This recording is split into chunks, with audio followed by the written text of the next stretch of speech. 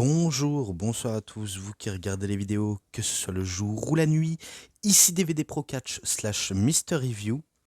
Aujourd'hui, on va s'attaquer à un show du côté de la AEW, même si vous saviez que les deux structures sont forcément liées entre eux. Donc, je parle bien sûr de la ROH, donc la Ring of Honor, auquel c'est sous la direction de la AEW Sud de Tony Khan. Et auquel j'ai un peu le malheur de le faire et de voir cette vidéo. En même temps, vaut mieux bien, vu comment ça fait quand même des années que cette structure, la ROH, existe. Et auquel je me rends compte que depuis, si je dis pas de conneries, depuis 2 ou 3 ans, que la Ring of Honor ne sert strictement pas grand-chose, au désarroi de certains qui étaient fans à l'époque et auquel ça crée de nombreuses nostalgies avec des bons matchs d'anthologie, de la psychologie dans les matchs, une histoire racontée aussi, et tout pouvait se passer dans ce show de la Ring of Honor. Et aujourd'hui, on n'a plus trop ça. Maintenant, c'est des gens qui voltigent. Maintenant, c'est des Sioula qui vient, qui rentre et qui part par la suite. Bref, tout se joue là-dessus et auquel c'est pas non plus leur meilleure année non plus pour eux, hein. Faut pas croire que ça a été une très très grande année, hein. Vu comment on a eu que 3 shows sur des différentes périodes de mois. Donc on avait, je me rappelais, c'était dans les débuts de l'année 2024, on avait, si je dis pas de conneries, c'est Death Before Dishonor, si je me trompe pas. Que ce soit Death Before Dishonor ou Super Honor, bref, n'importe quel show, on va dire, les plus anthologiques de la Ring of Honor, on n'a pas eu beaucoup cette année pour la Ring of Honor.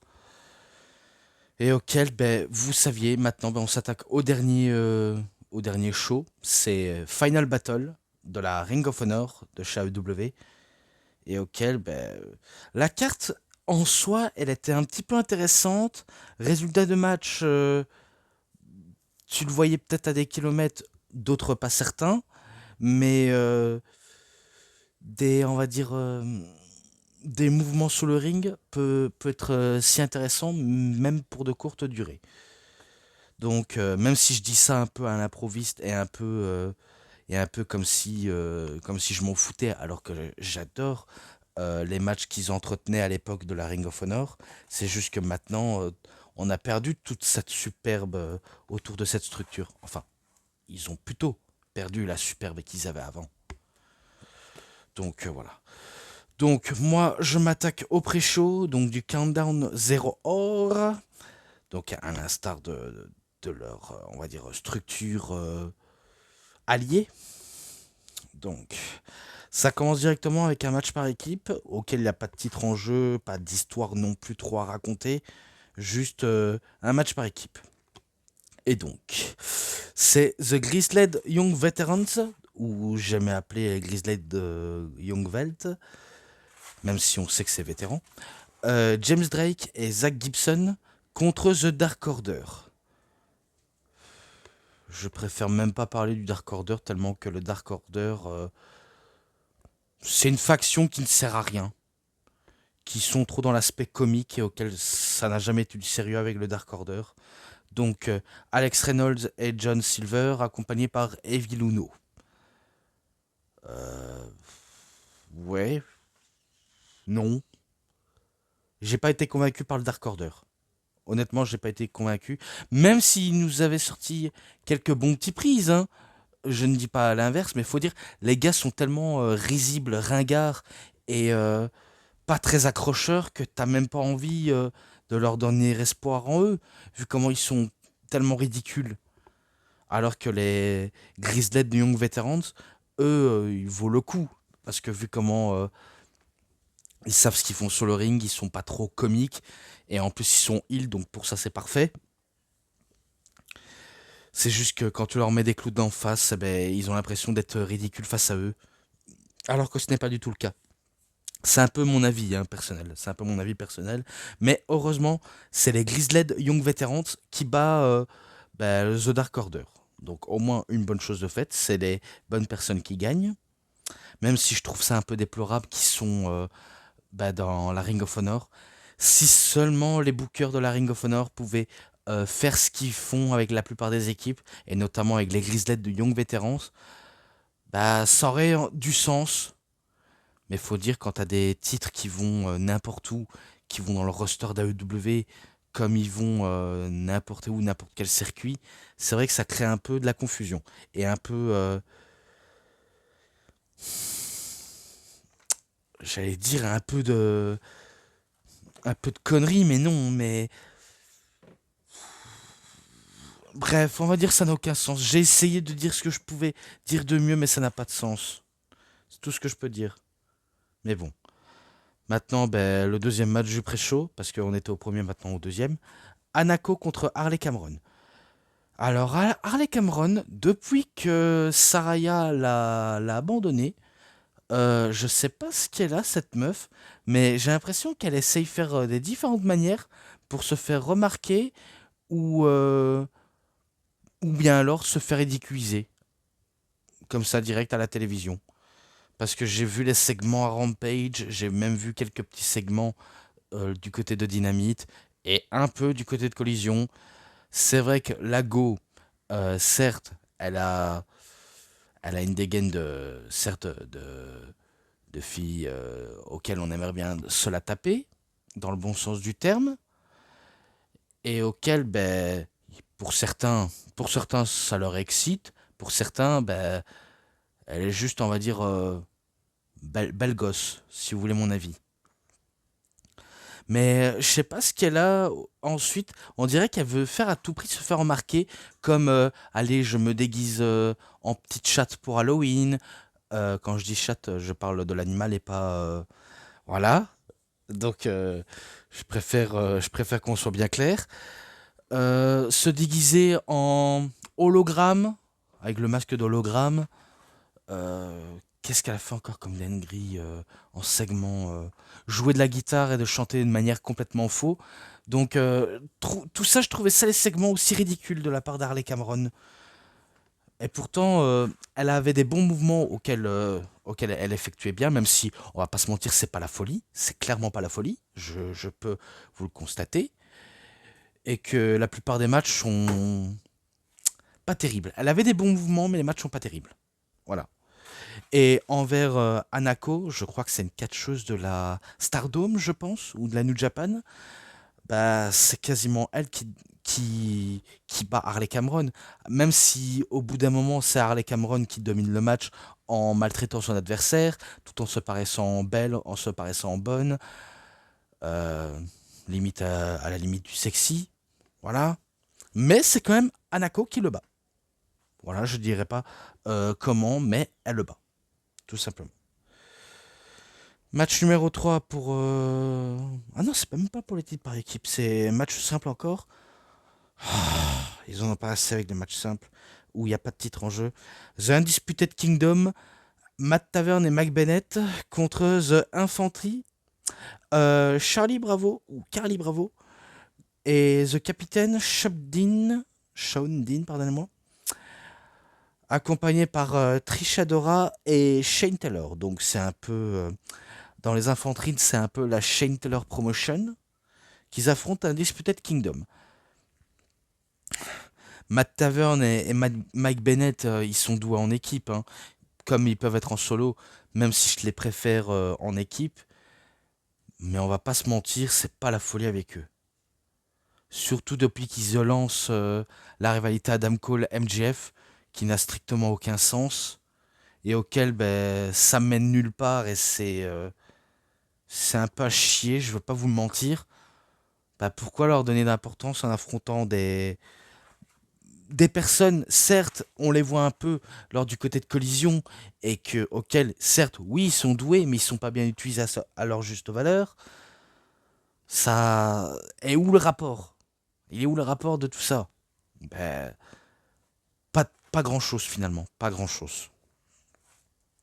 Et pourtant, c'est l'équipe de Undisputed Kingdom qui bat The Infantry Shed Taylor Promotion. Voilà tout. Voilà tout, je n'ai rien d'autre à dire, ce n'est que victoire de Undisputed Kingdom. Maintenant, match numéro 4, The Gate of Agony. Donc, quand c'était avec Brian Cage, c'était The Cage of Agony. Donc, la cage de l'agonie. Et là, c'est les portes de l'agonie. Donc, Toa Liona et Bishop Kuhn contre The Liege. Donc, Lee Johnson et Age Nduka, je crois. Oh, les noms, les noms. Donc, c'est Eiji Nduka. On va dire ça comme ça. Eiji Nduka. C'est pas un nom qui va rester longtemps dans ma mémoire, hein. Je peux vous le constater. Pareil, bon match par équipe, mais il n'y a pas d'histoire. Que ce soit le premier, le deuxième, le troisième et même le quatrième, il n'y a pas d'histoire à raconter. Clairement, il n'y a pas d'histoire, on ne sait même pas quelle est l'histoire de tout ça, pourquoi ils parviennent à s'affronter. Certes, c'est un bon match de Spotfest ou match de hommes puissants, mais il n'y a rien, il n'y a pas d'histoire. Et c'est regrettable. Et pourtant, c'est The Gate of Agony qui remporte le match. Et que ça signe la fin du pré-show et qu'on passe à la carte principale. Donc, match numéro 5, Atlantis Junior contre Mansour, accompagné par Mason Madden dans les MXM Collection. Donc, bien sûr, ils sont à la Ring of Honor. Finalement, ils sont plus accompagnés par Johnny TV, Taya Valkyrie, Rico Constantino, parce que tout ça n'a eu lieu que pendant un soir. Donc, ils peuvent que compter sur eux-mêmes. C'est beau l'amitié et c'est beau la complicité entre deux collègues. Ça aussi, il n'y a pas d'histoire à raconter entre Atlantis et Mansour. Pourquoi ils s'affrontent? Est-ce que c'est pour faire plaisir à un fan de niche?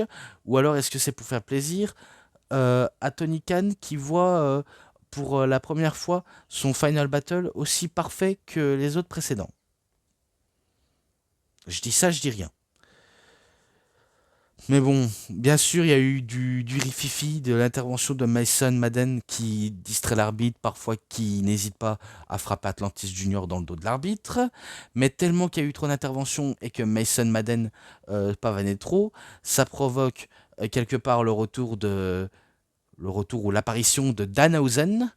Donc, ce fameux clown sorcier maléfique qui a la fâcheuse tendance à ensorceler ses adversaires. C'est un peu con en soi, mais dites ça que c'est un peu de la comédie. C'est trop rigolo tellement que ça n'en est même pas effrayant. Bien sûr, tout ça, ça permet à Atlantis Junior d'enchaîner, de revenir à l'attaque pour battre finalement Mansour et que c'est lui qui remporte le match. Donc victoire d'Atlantis Junior. À la fin, il se fait attaquer par Mason Madden et que Mason Madden n'a pas marqué que Danhausen est encore derrière lui. Il lui a encore ensorcelé, il lui a donné un bon coup dans le ventre ou dans les bijoux de famille. Et par la suite, il l'emmène dans le coin, il fait un German suplex. Et voilà comment se termine ce segment de improvise, comme c'est terminé du match qu'on a eu précédemment. Donc rien de plus, si ce n'est que les gentils célèbrent à la fin du show. Enfin, à la fin du show, à la fin du match. Voilà. Encore un match simple, mais c'est un match numéro 6. Katsuyori Shibata contre The Dynamite Kid, Tommy Billington. Donc, si je ne me trompe pas, c'est soit le neveu ou le fils de The Dynamite Kid. Donc, Tom Billington, on va dire senior. Il faudrait que j'aille plus me renseigner parce que précédemment, j'étais trop occupé, je ne pouvais pas me renseigner. J'aurais bien voulu me renseigner, mais il faut que je cut et que j'ai le droit à aller droit au but face à ce match. Allez, un bon match très, on va dire, comment je pourrais dire, très bien limité entre les deux hommes, tant que c'est pas, on va dire, de la mauvaise limitée. Bon, après, il faut dire, Tommy Billington, il est encore trop jeune, il n'est pas encore plongé en plein prime de The Dynamite Kid de l'époque, mais il faudrait qu'il surpasse tout ce que Dynamite Kid a fait auparavant. Donc, c'est-à-dire prendre des gros risques et marquer les esprits par sa dynamicité, son technique et sa façon de divertir le public. Même si en soi, Dynamite Kid n'a jamais été très divertissant auprès du public, si ce n'est son catch était très divertissant. Alors que Katsuyori Shibata, ben lui, ce qui est divertissant avec lui, c'est que certes, il n'a pas besoin de parler anglais pour se faire apprécier, vu comment il réussit à se mettre over en utilisant son téléphone portable comme traduction pour que l'appareil, donc le téléphone, parle à sa place. Et du coup, ben, ça fait un peu un côté comique, mais quand il catch, il devient très très sérieux. Il devient très badass, comme on peut dire. Mais bon, de toute façon, c'est Katsuyori Shibata qui bat The Dynamite Kid Tommy Billington, et qu'à la fin, ben, ils célèbrent le match ensemble, même s'il sait que c'est Shibata qui a gagné. Voilà. Donc voilà, sans plus rien. Match numéro 7, entre un retour de The Black Machismo, Jay Lethal, accompagné par Karen Jarrett, et Sanjay Dutt. Et un petit peu plus tard, ce sera Jeff Jarrett. Qui va affronter Cutie Marshall, accompagné par Aaron Solo et Caroline Fazio. C'est moi ou Faction est encore en vie avec Cutie Marshall? Parce que je pense qu'avec Cutie Marshall, depuis qu'il a perdu contre The Big Boom AJ, quelque part il perd un peu son intérêt, sa crédibilité.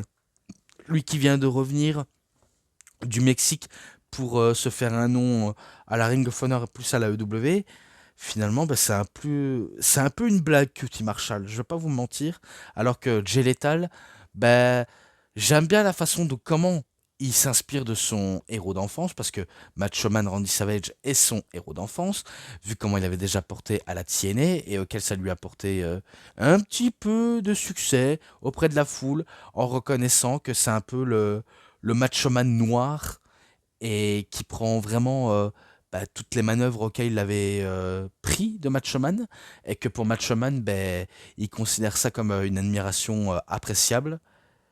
Donc, est-ce que c'est appréciable pour lui et pas pour les autres?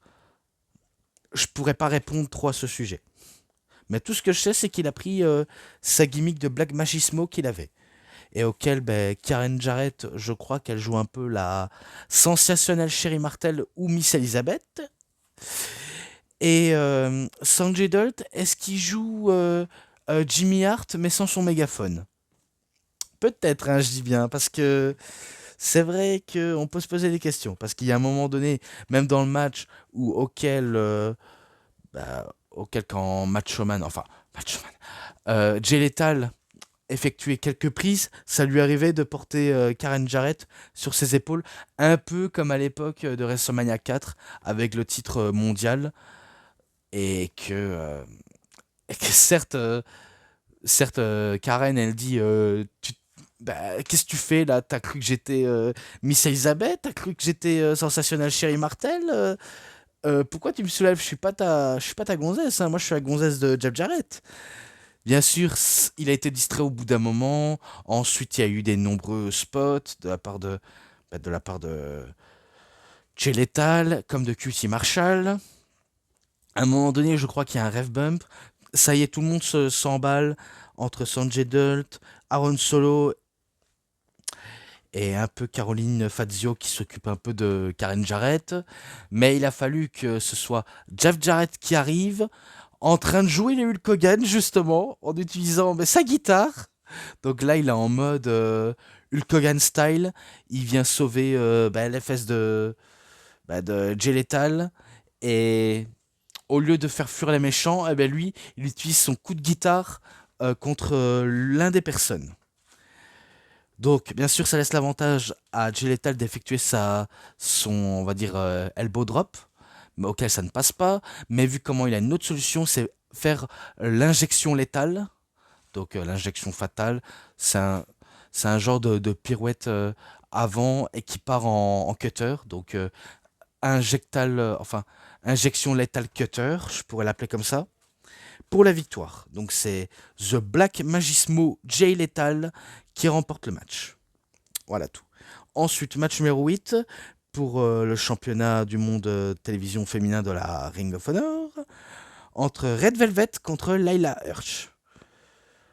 Ce match-là, j'ai vu vaguement, je vais pas vous le mentir, parce qu'il y a des vidéos sur YouTube auxquelles j'essaie de regarder attentivement et clairement. Quelque part, ils ont mis un peu les matchs du pré-show et auxquels ils ont quasiment tout mélangé. Bon, après, c'est les Indiens. Faut te dire, les Indiens, ils ont mélangé les vidéos n'importe comment. Auquel je préfère voir une vidéo auquel ça suit du début jusqu'à la fin et pas en ajoutant un match qui était déjà dans le pré-show parce que ça n'a pas de sens. Mais bon, je ne veux pas leur taper dessus si ce n'est faites de bonnes vidéos de qualité, s'il vous plaît. Même si vous faites strike ou pas strike, au moins vous rendez service à tous ceux qui n'ont jamais, on va dire, vu ce type de match. Mais bon. J'imagine que c'était très intense entre les deux femmes, j'imagine. Mais auquel certes Layla Hirsch était destinée et qui s'est déterminée à remporter le titre féminin de la télévision de Ring of Honor, car elle tente tout ce qu'elle peut, elle tente tout ce qu'elle peut, mais son heure n'était pas arrivée. Et que c'est Red Velvet, la championne en titre, qui conserve le titre et qui nous fait ramener à la réalité comme quoi c'est elle la championne. Et auquel personne ne peut la battre en ce moment. Donc voilà tout. Victoire de Red Velvet, maintenant match numéro 9. Et c'est un Open Challenge.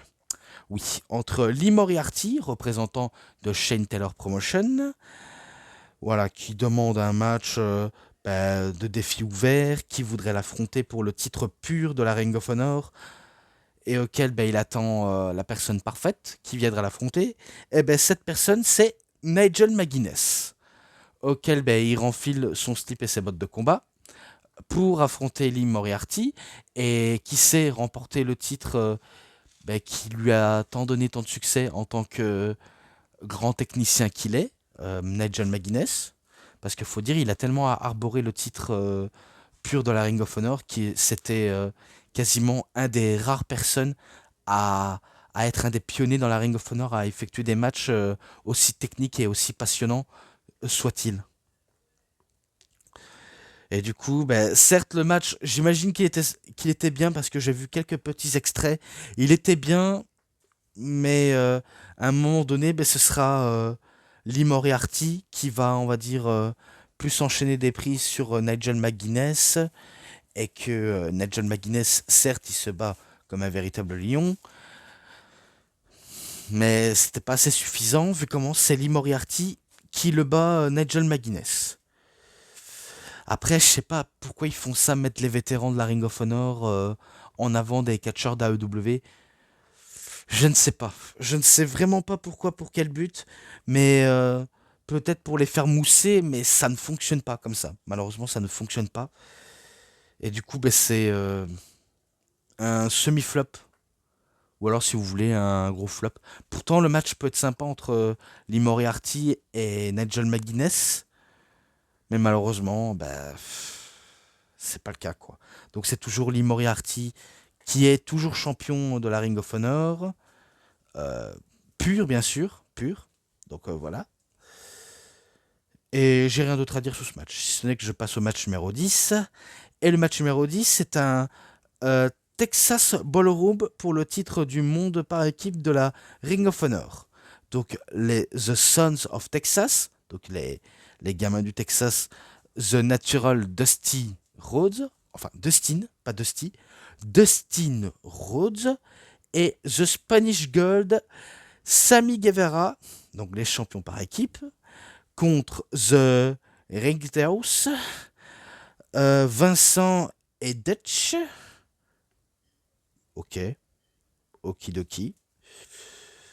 Ce match-là, j'ai pas trop vu, si ce n'est que des utilisations de cordes et de cloches ont été utilisées, vu comment c'est un Texas Ballroom.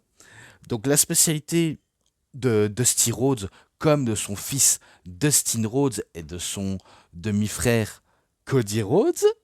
Donc dans la famille Rhodes, c'est leur spécialité, les Texas Ballroom, qui est, on va dire, un peu dans les gènes, un peu dans les prémices des personnes, et en particulier des enfants. auquel j'aime pas trop forcément The Right House, mais là il peut faire de bonnes choses si ils sont bien, on va dire, coachés par les catcheurs qu'ils ont en face. Donc Dustin Rhodes et Sammy Guevara. Pourtant, Sammy Guevara, certes, il est excellent quand il s'agit de faire des prises, tant en étant insupportable et en espérant de raconter une histoire, même si parfois je ne suis pas tout à fait trop fan de Sammy Guevara. Mais je reconnais qu'il fait des bonnes petites choses. Et malgré les coups de cloche, malgré les coups de corde, de la douleur et de l'impression qu'ils ne vont pas réussir, finalement, c'est tout de même The Son of Texas, donc Dustin Rhodes et Sammy Guevara qui remportent le match et qui conservent toujours les titres, malgré la douleur et malgré les embûches. C'est eux les toujours champions. Mais bon, je vais couper un petit peu et après on repoursuit, donc à tout de suite. Donc voilà, je repoursuis. Et d'ailleurs, j'ai même oublié de vous citer parce que tellement j'étais dans le feu de citer les matchs que j'ai complètement oublié de vous citer. La plupart des photos que j'ai trouvées de ceux qui gagnent, ceux qui gagnent plus, parce que ceux qui perdent, je ne mets pas des photos, mais ceux qui perdent, désolé si les qualités de vidéo, qualité de vidéo, qualité d'image n'est pas top, donc excusez-moi pour cette mauvaise qualité, c'est juste que j'ai pas trouvé mieux comme bonne vidéo. Donc pour ça, je m'en excuse sincèrement, mais auquel je poursuis tout de même. Voilà. Alors, match de survie du plus fort pour le championnat du monde de la télévision de la Ring of Honor. Donc entre Commander avec un K et qui est accompagné par Alexa Brantiz contre The Machine Brian Cage, Willie Mack, Mark Davis, AR Fox et Black Christian. Un match qui part dans tous les sens, des spotfest sur spotfest. Voilà comment je peux résumer ce match-là. Et qui remporte le match d'affilée? Bah, moi, j'aurais plutôt préféré que ce soit Brian Cage qui remporte le match. Et les autres participants, malheureusement, on s'en fout. AR Fox, je m'en fiche un petit peu de lui. Mark Davis, depuis qu'il y a eu l'intrigue avec Will Ospreay et Cal Fletcher, on s'en fout carrément de lui, malheureusement. C'est un peu le troisième personne auquel on se fiche carrément de lui. Willie Mack, alors Willie Mack, certes, un physique hors norme, quelqu'un qui peut nous impressionner malgré sa corpulence, mais malheureusement pour lui, on s'en fout carrément de lui. Et pour Brian Cage, comme je disais, certes, j'aurais préféré que ce soit lui qui gagne, mais vu comment il est tellement pas respecté et tellement, on va dire, obligé de perdre contre les personnes qui sont moins fortes que lui, c'est un peu... Moi, je prendrais ça pour une insulte. Voilà, perso, c'est un peu une insulte vis-à-vis de Brian Cage. Donc, Black Christian, qui en a quelque chose à foutre de Black Christian? C'est juste un catcheur, oui, qui veut faire des choses bien, mais mais que tu te dis pas, un jour, lui, il sera champion du monde. À moins, s'il y a un peu de chance, il travaille son physique, il travaille son catch. Et son personnage aussi. Parce que tout peut travailler là-dessus. Mais bon. C'est Commander, hein. C'est Commander qui remporte le titre de la télévision. Et auquel, je me dis, ok, il est champion. L'acrobate, le gymnaste professionnel devient champion. Et auquel je me dis, il est champion, félicitations. Même si je m'en fiche carrément.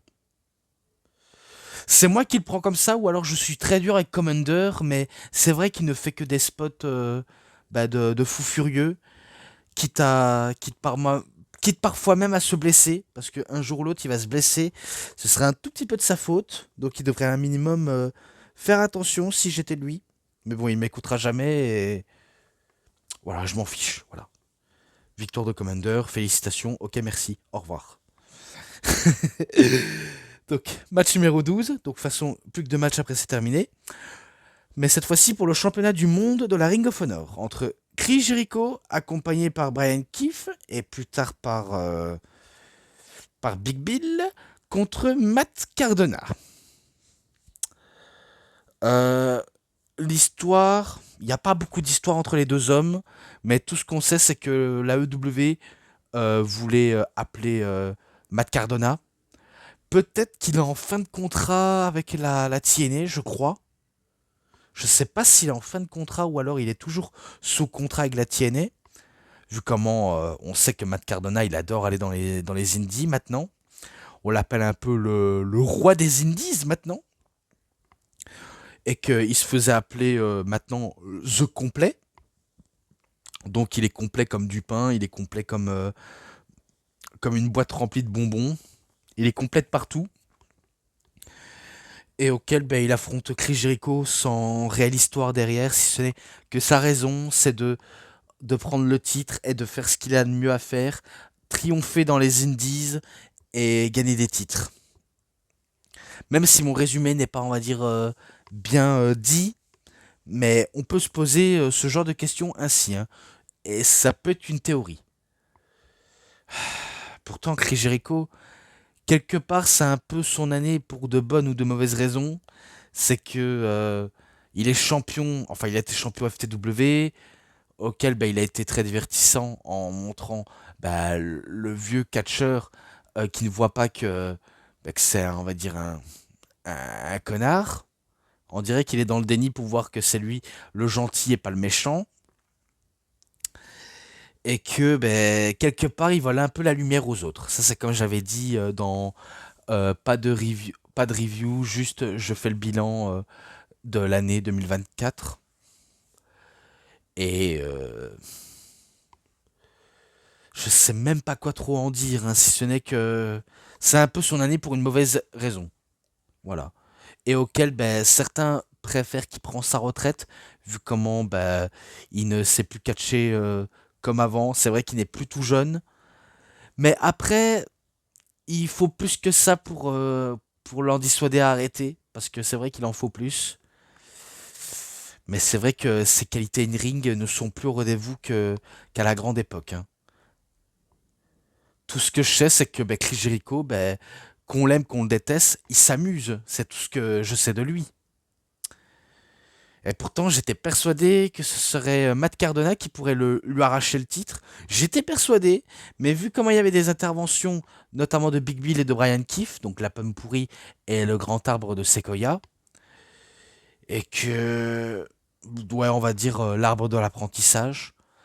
Tout l'arbre de l'apprentissage venait pour venir en aide au, au seul et unique prof de l'apprentissage, Chris Jericho, et auquel il a voulu se faire la plupart des personnes auxquelles il voulait les allumer, mais vu comment Jericho était malin, il avait tout prévu à l'avance, et qu'il arborait même un t-shirt J'adore New York City, enfin J'adore New York, vu comment l'arène, enfin la salle auquel ils sont, si je ne me trompe pas, c'est au Hammerstein Ballroom, donc dans l'ancienne salle auquel la ECW avait effectué deux shows, je crois. One Night Stand premier du nom du côté de la WWE et du deuxième, auquel il y a eu l'affrontement Van Damme-Cena. Et quelque part, ça a été un peu, pour la Ring of Honor, un peu leur arène qui s'est préférée, parce que vu comment il y a aussi des matchs à la Ring of Honor au Hammerstein Ballroom. Donc, crois que je dis pas de conneries, vu comment New York c'est de la capitale de Manhattan. Donc, j'espère que je ne dis pas de conneries. Mais bon, de toute façon, qu'est-ce que vous voulez que je dise? Certes, c'était Matt Cardona qui devait remporter le match, mais c'est Chris Jericho qui remporte avec son Judas Effect, ou avec son Codebreaker, ou alors avec son Walls of Jericho. Mais vu comment il remporte le match par tombée de manière un peu opportuniste, parce qu'il ne remporte pas le match tout seul, c'est... Excusez-moi, hein, excusez-moi. C'est Chris Jericho qui remporte le match, hein, qu'est-ce que vous voulez que je dise? Voilà tout. Et après, à la fin du match, Brian Keefe, Big Bill et Jericho attaquent justement Matt Cardona. Mais il y a une musique de Cowboy Latino qui arrive et qui attaque Big Bill, Jericho et Brian Keefe. Et il s'agit de Bandido. Donc le cowboy luchador qui arrive à sauver Matt Cardona comme un vrai Zoro. Donc peut-être qu'il y aura quelque chose à faire avec cette rivalité, même si il y en a qui s'en fichent et il y en a qui préfèrent passer à autre chose, qu'ils n'ont pas le temps pour toutes ces conneries. Mais bon, c'est tout ce que je peux en dire sur ce match-là. Et maintenant, le main event. Et c'est le match féminin pour le titre du monde féminin de la ROH. Entre Athena contre Billie Starkz. Athena, je me demande combien de temps elle est championne. Parce que je crois qu'elle est championne depuis 1 an ou 2, je crois. Et que c'est énorme qu'elle a toujours pas perdu le titre Athena. Parce que je me dis qui va enfin arracher le titre à Athena. Et personne n'arrive à, à battre Athena. Donc, on va dire que c'était un bon match féminin. Mais peut-être que le match entre Jericho et Matt Cardona aurait pu être le main event. Bon, peut-être s'il est dans le main event, le match féminin, c'est pour une bonne chose et une bonne raison. Bon, après, ils auraient pu tenter le coup, hein. Mais ils ont préféré de faire autrement. Auquel je comprends parfaitement leur point de vue, même si, euh, même si j'essaye, on va dire, de trop comprendre pourquoi le match féminin est dans le main event. Un truc assez inexplicable auquel je préfère pas en répondre, mais bon. Quelques bons mouvements, quelques bons spots. Malheureusement, je ne croyais pas une victoire de Bill Starks. Vu comment c'est Athena, donc vous connaissez sûrement à la WWE sous le nom de Ember Moon, et auquel c'est elle qui remporte le match et la confrontation et qu'elle conserve le titre pour ce bouquet final. Même si elle était pas un peu tout seule vu comment elle avait un peu sa manageuse, mais c'est elle qui remporte le match avec son fameux Eclipse. Et auquel c'est elle qui clôture le match et qui clôture en même temps le show. Et voilà comment ça s'arrête pour la Ring of Honor. Donc Ring of Honor Final Battle 2024. Voilà, c'est tout pour cette vidéo de review. C'était DVD Pro Catch / Mister Review. J'espère que vous avez très bien aimé cette vidéo. Et si cette vidéo vous a vraiment bien plu, vous savez ce qu'il vous reste à faire. Likez la vidéo, commentez, partagez, abonnez-vous à ma chaîne et cliquez sur la petite cloche pour avoir plus des notifications et des prochaines vidéos. Et moi, comme d'habitude, je vous dis bonne journée, bonne soirée à tous. Au revoir tout le monde pour une prochaine vidéo.